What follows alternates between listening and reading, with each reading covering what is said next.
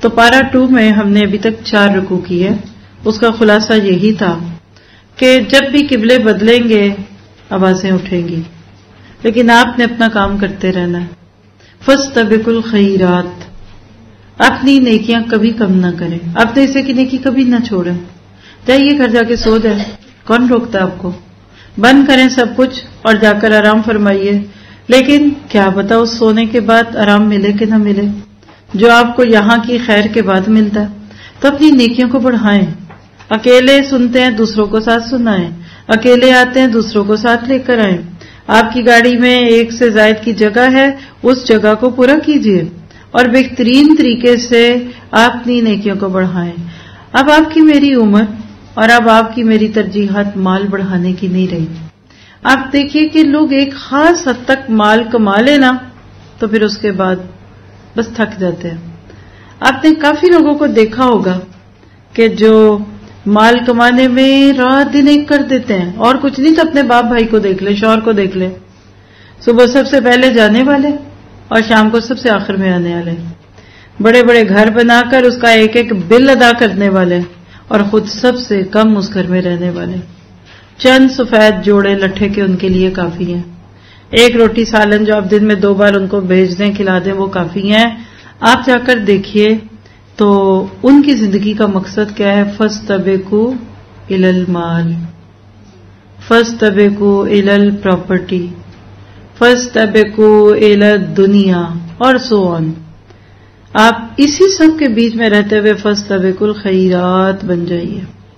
پھر بہاریں تو دیکھیں، پھر آپ ذرا وہ رنگ تو دیکھیں جو اللہ نے آپ کو لگانے ہیں.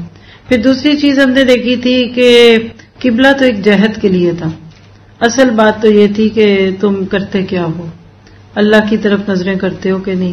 اور جب بھی کبھی راہ حق کی طرف نکلو گے تو یا الذین آمنوا استعینوا بالصبر والصلاۃ، پھر قربانیاں تو دینی پڑیں گی، پھر مختلف طریقے سے تمہیں اس معاملے میں جانا تو پڑے گا. اور پھر مصائب 5، وَلَنَبْلُوَنَّكُمْ بِشَيْءٍ مِّنَ الْخَوْفِ وَالْجُوعِ وَنَقْصٍ مِّنَ الْأَمْوَالِ وَالْأَنفُسِ فَبَشِّرِ الصَّابِرِينَ. اور خوشخبریاں پاتے پاتے ہم امت وسط کا کردار ادا کرنے کے قابل بنتے بنتے جس چیز پہ رکے تھے وہ رکوع نمبر 5 شروع ہوگا آج، کہ جس میں اب امت وسط کو ایک ایسا فیول دیا جا رہا ہے کہ جس فیول سے وہ ہر نیکی کر سکتے ہیں. دشت تو دشت ہیں صحرا بھی نہ چھوڑے ہم نے، کہ بحر ظلمات میں دوڑا دیے گھوڑے ہم نے. اور وہ فیول کیا ہے؟ حب الہی کا، اللہ سے محبت. اللہ سے محبت بندے کو اتنا مسٹیریس کر دیتی ہے، اتنا انرجیٹک کر دیتی ہے، اتنا امپاورڈ کر دیتی ہے کہ وہ خود بھی نہیں جانتا کہ میں کون کون سے مرحلوں سے گزر گیا. گھوڑے توڑا دیے، کشتیاں جلا دی، طارق بن زیاد نے یہ کر دیا اور یہ کر دیا، اور حضرت موسیٰ پانی میں کود گئے. یہ محبت کے ساتھ ہوتا ہے. تو رکوع نمبر 4 164 سے 167 ہے. ٹاپک لکھیے اہل ایمان اللہ تعالیٰ سے شدید محبت کرتے ہیں. پہلے تو اپنے لیے بھی دعا کیجیے، اللہم انی اسألک حبک، اور ساتھ ہی ساتھ اپنے ایمان کی کوالٹی کو بھی دیکھیں. اصل میں ایمان ہے ہی اللہ سے محبت.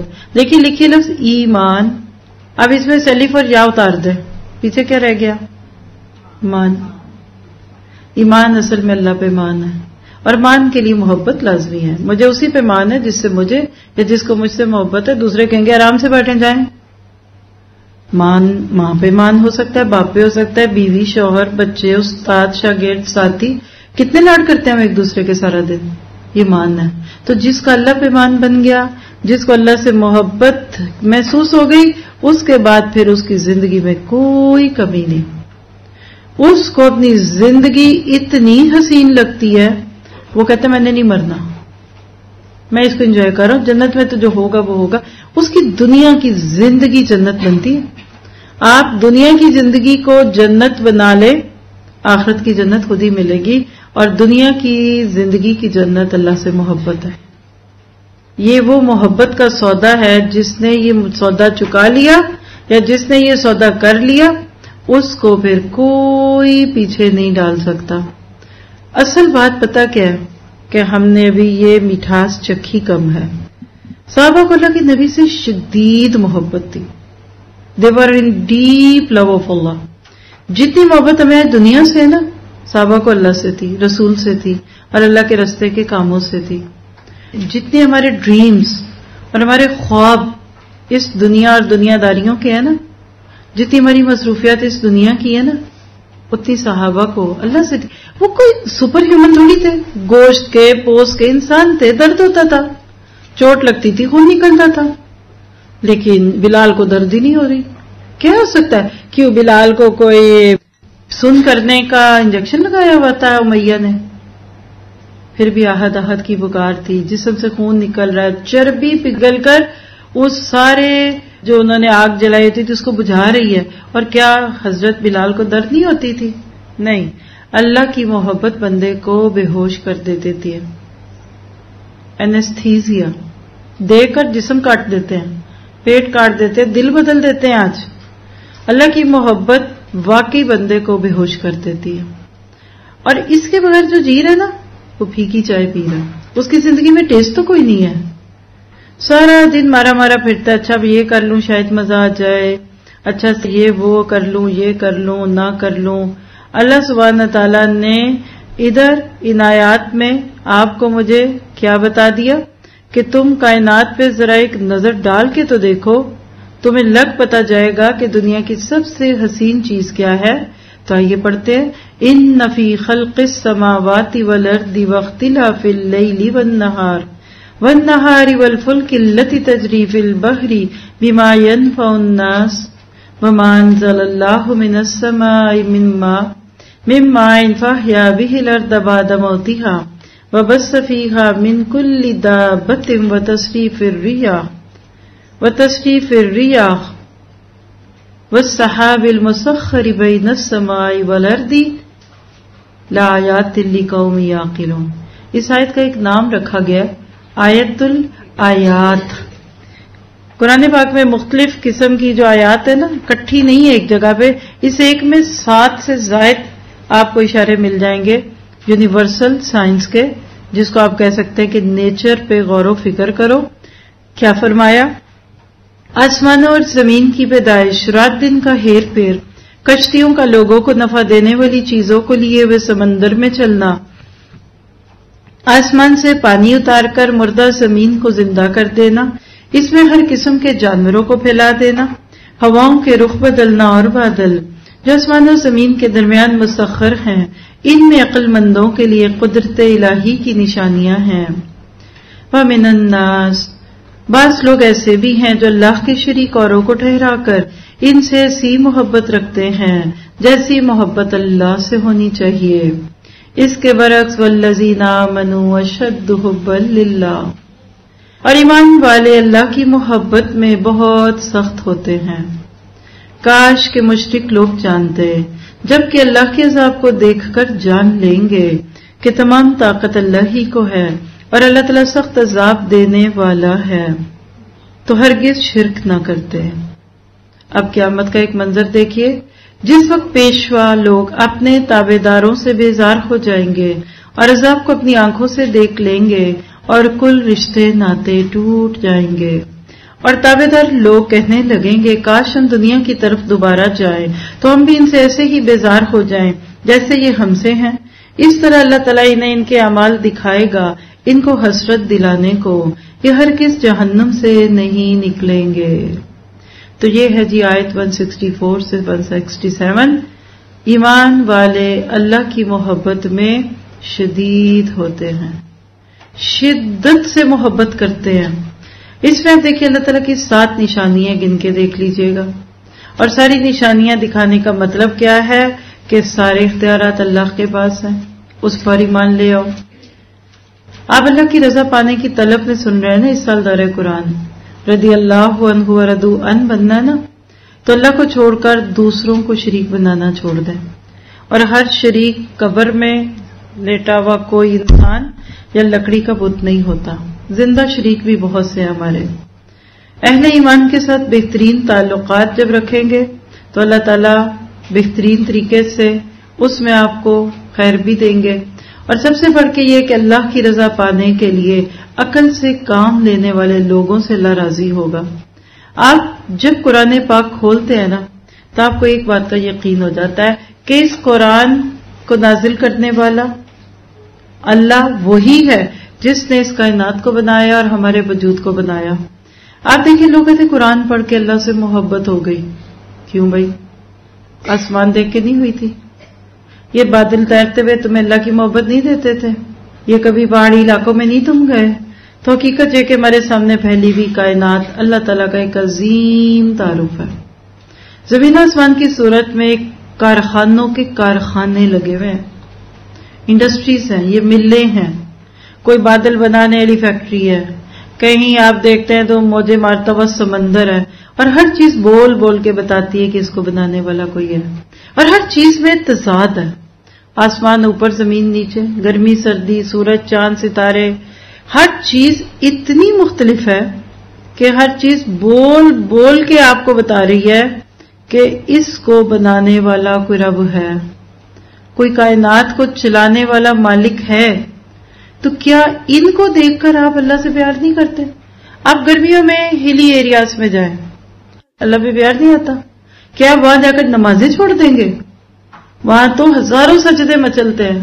ہم جب ناروے میں گرمیوں میں جاتے ہیں نا باہر گھومنے کے لیے، ویسے قریب میں بھی خوبصورتی ہوتی ہے، لیکن ایک تو سیر کے لیے جائیں تو اپنا موڈ بنا ہوتا ہے، اور وہاں کائنات کو دیکھنا، نیچر کو دیکھنا، یقین کریں سانس کی آواز بھی اپنی محسوس ہوتی ہے. بریدنگ آپ فیل کر سکتے ہیں، جس کو کہتے ہیں نا کہ بریتھ ٹیکنگ. کئی کئی جگہوں پہ جا کر تو بندے کو چٹکیاں دے کر اپنے آپ کو یقین دلانا پڑتا ہے کہ یہ حقیقت ہے، خواب نہیں ہے. ایسے لگتا ہے کہ بندہ کوئی فینٹیسی ورلڈ میں گیا ہوا ہے، کوئی خواب دیکھ رہا ہے. تو جب آپ کائنات کو دیکھا کریں نا آج کے بعد تو ذرا باہر نکلے.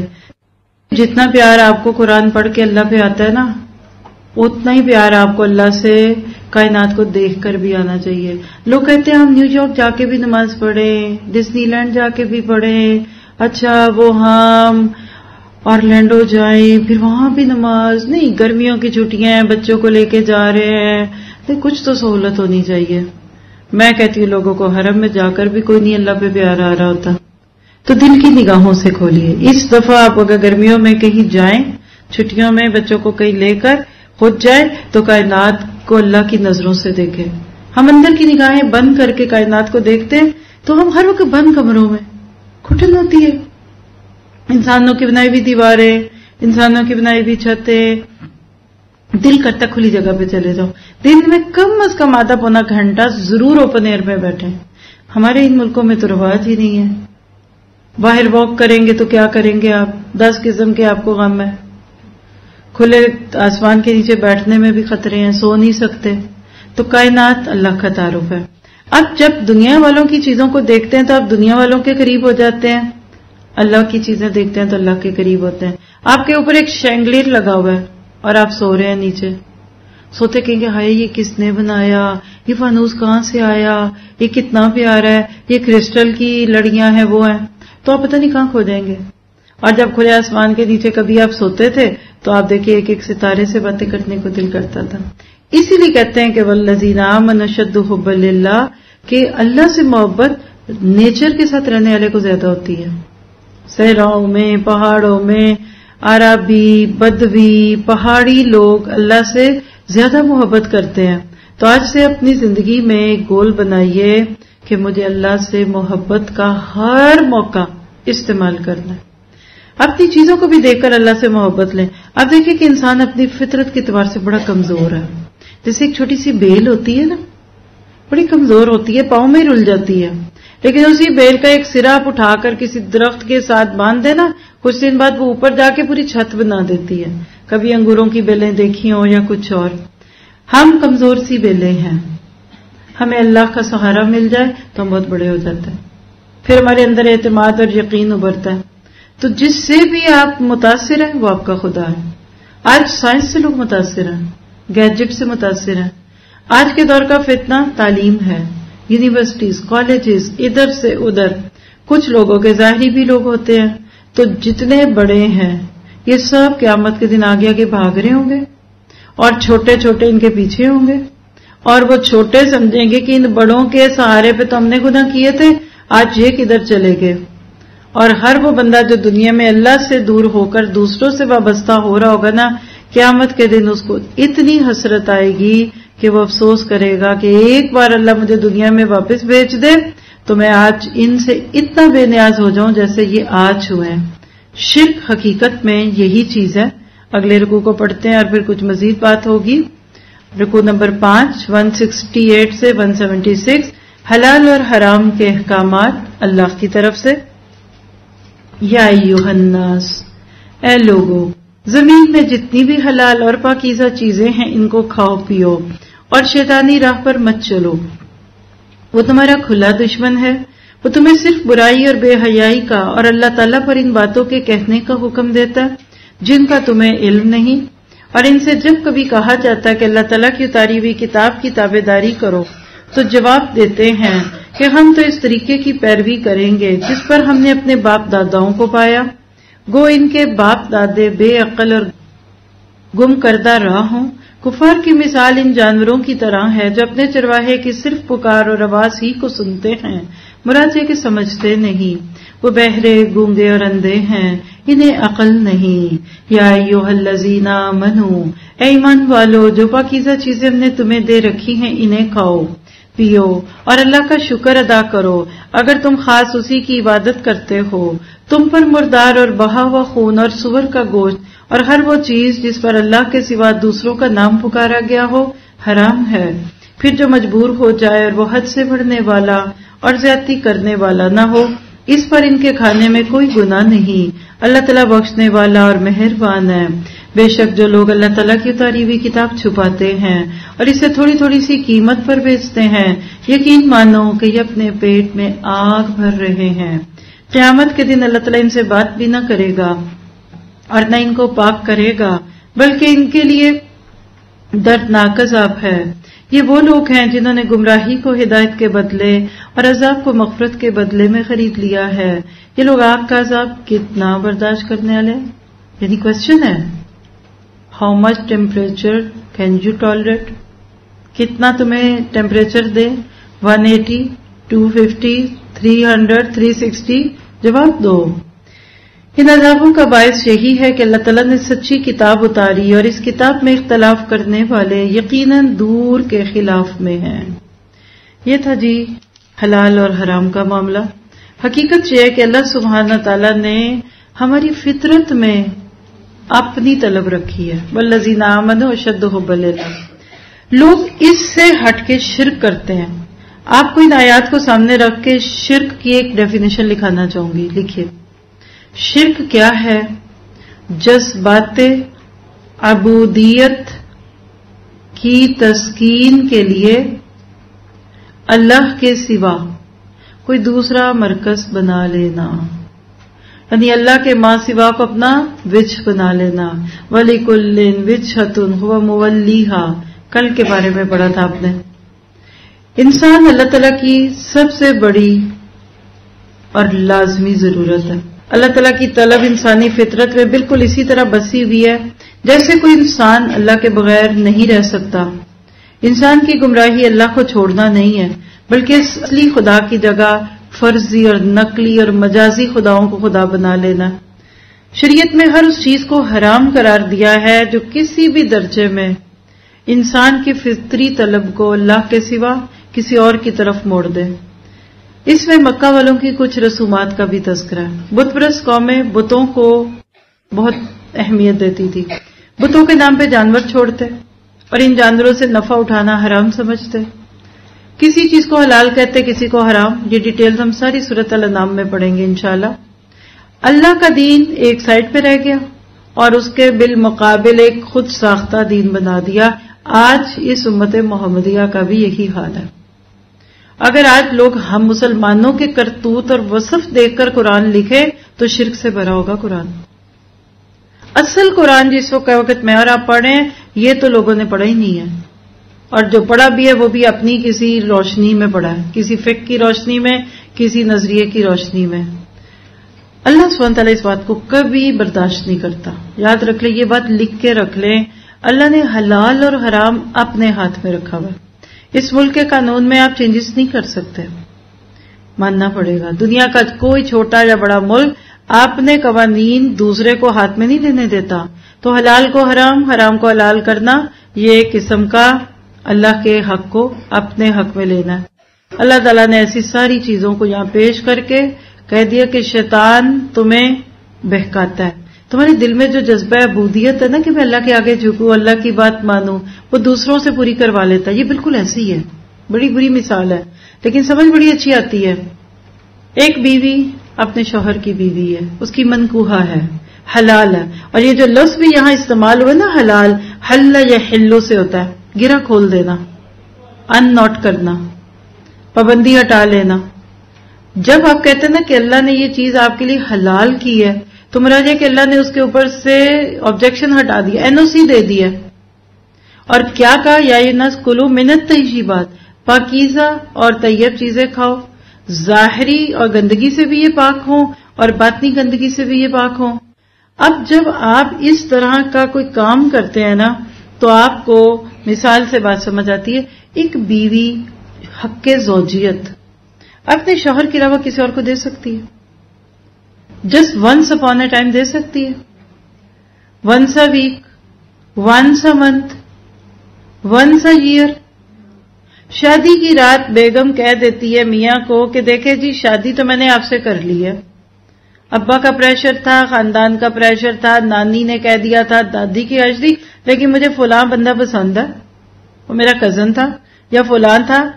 اب میں بیوی تو آپ کی ہوں لیکن ہفتے میں ایک دفعہ اس کے پاس جایا کروں گی، اور کچھ بھی نہ کہے تو یہ کہہ دے گی کہ میرے دل دماغ میں ابھی بھی وہ ہے، رہ میں آپ کے ساتھ رہی ہوں تصور میں وہ ہے. رکھے گا اس کو، کک آؤٹ کر دے گا. اللہ میں کک آؤٹ نہیں کرتا. اتنے شرک کے باوجود اللہ ہمیں روٹی بھی کھلاتا، کپڑے بھی پہناتا، دنیا کی دولتیں، عزتیں، پیار دیتا. ہم کہتے ہیں کچھ بھی نہیں، اللہ بڑا بھولا ہے.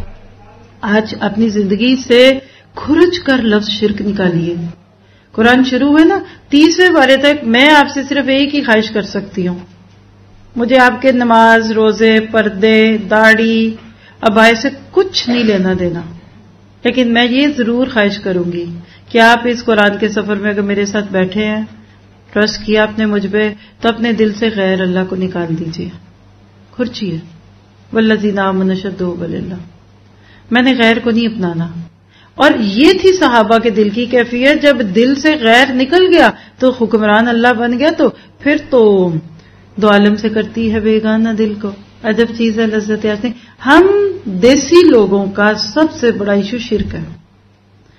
پاکستان ابھی پاک نہیں ہوا آستانوں سے، درگاہوں سے، مزاروں سے اور سو آن. تو پھر اللہ ہی کا حوصلہ، کوئی اور خدا ہوتا نا اب تک ڈوب چکے ہوتے. ہم پانی سمندر کا آتا اور ہمیں ڈبو کے لے جاتا. تو اس طرح کی باتیں کر کے اپنے شکر کے ان جذبات کو کسی اور کے ساتھ لگا دینا اللہ کو بالکل نہیں پسند. پھر اس میں چونکہ کھانے پینے کی باتیں ہو رہی ہے نا، یہ کھانا وہ نہیں کھانا، تو آپ یاد رکھیے کہ جو بھی چیزیں ہم کھاتے ہیں نا، جیسے ابھی آپ بھی کچھ کھا کے بیٹھے، میں نے بھی کھایا، یہ کھانے کے بعد جو نیکی ہم سے ہوتی ہے یا بدی ہوتی ہے نا، یہ اس کا شکرانہ یا اس کی ناشکری ہوتی ہے. ذرا سا سوچے ابھی یہاں آنے سے صبح سے لے کے اب تک کیا کھایا آپ نے، کس نے دیا، کس کا اناج تھا، کس کا غلہ تھا. اگر انڈا بریڈ کھائے تو انڈا کہاں سے آیا، اور اگر روٹی کھائے تو روٹی کہاں سے، چاول دال کہاں سے آئے. بس اس کھانے کا حق ادا کر دیں. واشکروا للہ. اللہ آپ کو طیب کھانے کی دعوت دے رہا ہے. حل یحل حلال. بس اپنی مرضی سے کسی چیز کو پیچھے کرنا. اب کھائیں اللہ کا اور گن گائیں کسی اور کے. آپ کی میڈ 24 گھنٹے آپ کے گھر ہے، کھانا پانی بجلی پانی سب، اور اس کے ساتھ پیسے بھی آپ دیں، تو وہ جا کر آپ کے ہمسائے کی بات مان دے یا اسی کو آپ کے خلاف کر کے کچھ نہ کچھ ادھر کی ادھر ادھر کی ادھر کرے، آپ کتنے دن اس کو رکھیں گی. شرک یہ ہے. ہم اپنا آنر بدل لیتے ہیں، اندر ہی کھاتے. بیوی کسی کی ہے تو شوہر کسی اور کو بنا لیا. تصور میں بھی آپ کے کچھ جچتا؟ یہ جو میں آیتیں پڑھا رہی ہے نا، اور دل چاہ رہا کہ باہر جائیں کسی وقت، سمندر پہ جا کر دیکھیں کیسے پانی آ رہا ہوتا ہے، پھر وہاں کھڑے ہو کر بولیں دنیا میں شرک کی کوئی گنجائش ہے؟ دیکھیں نا، ایک بیوی اس کے اپنے شوہر سے ضرورت ہی نہیں پوری ہوتی تو وہ تو ادھر ادھر منہ مارے گی نا. ایک بیوی اپنے شوہر کو سیٹسفائیڈ نہیں کرتی تو میاں کہہ سکتا ہے کہ یہ میری خواہش نہیں پوری کرتی. تو کیا اللہ ہماری خواہش نہیں پوری کرتا؟ الیس اللہ بکاف عبدہ، کیا اللہ کافی نہیں اپنے بندوں کو؟ تو آپ سے یہ تقاضا ہے کہ اللہ کی محبت دل میں ڈالیں، اللہ کو محسوس کریں، اور یہ آپ کو ہو جائے گی اگر آپ نے پورے 30 دن بغیر چھٹی کے، بغیر لیٹ سلیٹ کے 100% فوکس ہو کے مصحف کھول کر یا کاغذ قلم لے کر یہ قرآن سن لیا. گارنٹیڈ بات ہے کہ آپ کو اللہ سے محبت ہو جائے گی، اللہ کی ناراضگی سے آپ ڈرنے لگیں گی اور آپ فوکس ہو جائیں گے. کیونکہ ان چیزوں کو پا کر جو اللہ کے لیے شکر کے جذبے ابھرتے ہیں وہی تو عبادت میں ڈلتے ہیں. اللہ نے آپ کو آپ کے کمفرٹ زون سے نکال کر کتنے کمفرٹیبل ماحول میں بٹھایا ہوا ہے. تو ان مواقع سے فائدہ اٹھا لیں. قرآن آپ کے دل میں اللہ کے لیے شکر گزاری بھی ڈالتا ہے، اور پھر یہ جو گندی چیزیں، جو حرام چیزیں ہیں، جو نافرمانی کی چیزیں ہیں، توہمات ہیں، اس کی خوشی، اس کی یہ وہ ہے، یہ سب چھوٹا رہتا ہے. میرا اونر اللہ ہے، میں صرف اس کی سنوں گی. میرا مالک اللہ ہے، میں صرف اس کی مانوں گی. میرا حاکم اللہ ہے، میں صرف اس کی مانوں گی. پھر اندر سے سب کچھ نکل جاتا ہے، اور جب نکلے گا نا تو پھر آپ آزاد ہوں گے. وہ ایک سجدہ جسے تو گراں سمجھتا ہے، دلاتا ہے 1000 سجدوں سے آدمی کو نجات. اور ایک اور بات کہوں، لاکھوں کانوں پہ آواز پڑتی ہے، لاکھوں آنکھیں نیکی کی دعوت سنتی ہیں، پھر بھی توفیق کیوں نہیں ہوتی؟ اس کی ایک بہت بڑی وجہ رزق حلال کا نہ ہونا. قرآن کا یہ مقام اس قابل ہے کہ میں آپ کو ایک آدھ احادیث سنا دوں کہ رزق حلال کا کیا اثر ہے. یعنی اگر میں یہاں کر بیٹھی ہوں نا تو مجھے یہ پڑھانے کی توفیق نہیں ہوگی اگر میرے پیٹ میں حرام کے لقمے ہوں گے، جھوٹ کے، چوری کے، رشوت کے اور سو آن. اسی کو آگے قیاس کیجیے گا. آج بہت سارے لوگ نیکیاں چاہتے ہیں، اکیلے میں میرے ساتھ جتنے لوگ ملتے ہیں روتے ہیں دھوتے ہیں، بڑا دل کرتا ہے قرآن پڑھ لیں، بڑی خواہش ہے، ہم آئیں گے، ہم بیٹھیں گے، اور آنے والے بھی بہت ہیں لیکن بہت سارے نہیں آتے. آپ ڈھونڈیے گا ضرور رزق کے سورس میں کوئی گڑبڑ ہوگی. ایک جب کسی کی اولاد نہ فرمان ہو، ساری کوششوں کے باوجود، تو مان لے کہ کہیں نہ کہیں اللہ کے ساتھ کوئی جنگ لگی ہوئی ہے. فاذن بحرب من اللہ ورسولہ، اللہ وہ اولادوں کی صورت میں سزاؤں میں دے دیتا ہے. رزق حلال کا اثر، جیسے گاڑی میں صحیح پیٹرول ڈالا ہو تو گاڑی بھاگتی ہے، اور سستا پیٹرول، کچرے والا پیٹرول ڈالتے ہیں گاڑی جھٹکے دیتی ہے. پیٹ میں حرام ہو تو قرآن کی باتیں نہیں سمجھ آتی. نیند آئے گی، یارننگ آئے گی، سستی آئے گی، بھول جائے گا، اہمیت نہیں نا، روزہ ہے، گرمی ہے. اللہ کے بندو، روزہ ہے تو شکر کرو، گرمی کدھر ہے تمہارے ارد گرد، اور سو آن. تو اللہ تعالیٰ کیا فرماتا ہے؟ اللہ کے نبی کی حدیث سن لیجئے، بخاری کی روایت ہے 1410، ابو ہریرہ راوی ہیں. آپ نے فرمایا کہ اللہ تعالیٰ صرف پاکیزہ کمائی سے ہی صدقہ قبول کرتا ہے. آپ اور میں بھی پاکیزہ ہی قبول کرتے ہیں، ہم بھی خراب چیز نہیں قبول کرتے. تو اللہ تو بہت غیور ہے. حضرت عمر کہتے ہیں کہ اللہ کے حلال اور حرام پر پابند شیطان کی کھلم کھلا دشمنی ہے. یعنی شیطان کی جنگ لگی ہوئی ہے انسانوں سے. اس نے بھی پہلے شجر ممنوعہ کے پاس لے جا کر یہی کچھ کیا تھا کہ حرام کو حلال بنانا چاہا. اور وہ روایت تو آپ نے بہت دفعہ سنی ہوگی، صحیح مسلم میں 2346 کہ ایک شخص لمبا سفر کر کے آتا ہے، گرد و غبار میں بھرا ہوا ہے، اور اپنا ہاتھ آسمان کی طرف اٹھا کر کہتا ہے یا ربی یا ربی، اے رب اے رب. حالانکہ غذی بالحرام، حرام سے غذا دیا گیا، ملبسہ حرام، اس کا پہننا حرام، لباس حرام، پینا حرام، غذا حرام. پھر اللہ کیسے اس کی دعا قبول کرے؟ جیسے یہ مسلم 2346 نمبر ہے. تو انشاءاللہ رزق حلال کی کوشش کرنی ہے. پھر اگر ایک جسم میں اس پورے رکوع کو دیکھے تو مین پوائنٹس کیا سمجھ آتے ہیں؟ کہ شیطان حرام کا راستہ دکھاتا ہے، اللہ کے راستے پر چلنے سے انکار کروا دیتا ہے، حلال اور پاک چیزیں پیچھے ڈلوا دیتا ہے، اللہ کی طرف سے جو چیزیں حرام کی گئی ہیں اس کا کسی کو حق نہیں ہے کہ حلال کرے.